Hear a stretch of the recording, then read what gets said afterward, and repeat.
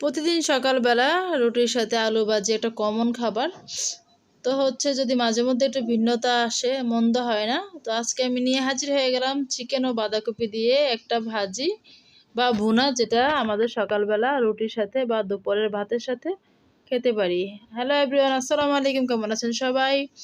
আশা করি সবাই খুবই ভালো আছেন। এখানে আমি নিয়ে নিয়েছি মুরগির বুকের মাংস এবং একটা ছোট বাঁধাকপি। তো এটা দিয়ে আজকে কি রান্না করব সেটাই শেয়ার করব। একটা কড়াই বসিয়ে নিয়েছি, কড়াইটা গরম হয়ে যাওয়ার পরে সরিষার তেল পরিমাণ মতো দিয়ে দিয়েছি। আমি যথারীতি সরিষার তেল ইউজ করি।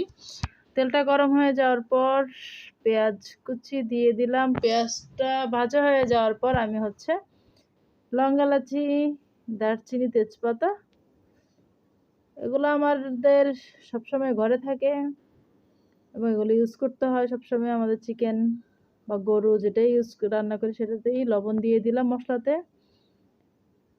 তো এখন দিয়ে দেব আদা রসুন পেস্ট, জিরা ধনিয়া পেস্ট, গুঁড়া, লবণ, হলুদ, মরিচের গুঁড়া, সবগুলো উপকরণ একেবারে দিয়ে কষিয়ে নেব। যারা আমার সাথে আছেন তাদেরকে অসংখ্য ধন্যবাদ। যারা এখনো আমার চ্যানেলটাকে সাবস্ক্রাইব করেন নাই অবশ্যই সাবস্ক্রাইব করে নেবেন। আর আজকে যে রেসিপিটা আমি শেয়ার করতেছি, অবশ্যই কোনো একদিন ছুটির দিনে সকালে ট্রাই করবেন।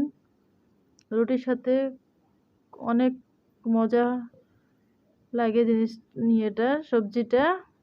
তো এটা শুক্রবার সকালে রান্না করেছিলাম।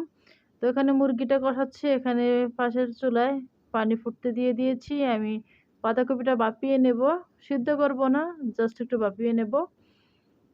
তো বাপ চলে এসেছে। এদিকে মুরগিটা আমার যথেষ্ট পরিমাণ কষিয়ে গেছে, দেখেই বোঝা যাচ্ছে।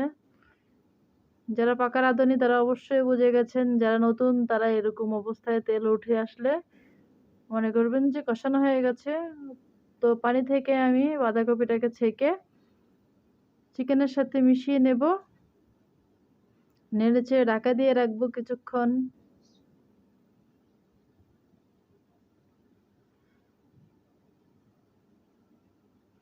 এটা অবশ্য আমরা সকালে নাস্তার সাথে খেয়েছি এবং দুপুরে পোলাওর সাথেও একটু ছিল, ওইটাও খাওয়া হয়েছে। সবাই খুব আনন্দ করেই খেয়েছে জিনিসটা।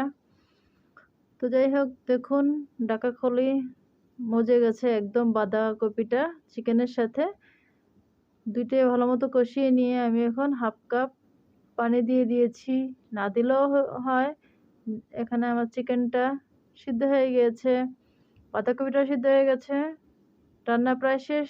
তাই ধনে পাতা দিয়ে দিলাম। এভাবেই কিছুক্ষণ রেখে চুলাটা অফ করে দেব। তো কেমন লাগলো রেসিপিটা অবশ্যই কমেন্টে জানাবেন, লাইক দেবেন, পাশে থাকবেন সাবস্ক্রাইব করে। আবারও দেখা হবে নতুন আরেকটা কোনো রেসিপিতে। দেখুন কত সুন্দর ও লোভনীয় হয়েছে, রুটির সাথে জাস্ট অসম লেগেছে। একবার খেয়ে ট্রাই করে দেখুন, বারবার খেতে মন চাবে। তাহলে আজকের মতো এখানেই। আল্লাহ হাফেজ, ভালো থাকবেন সবাই। আল্লাহ সবাইকে ভালো রাখুক, সব সময় এই দোয়াই করি।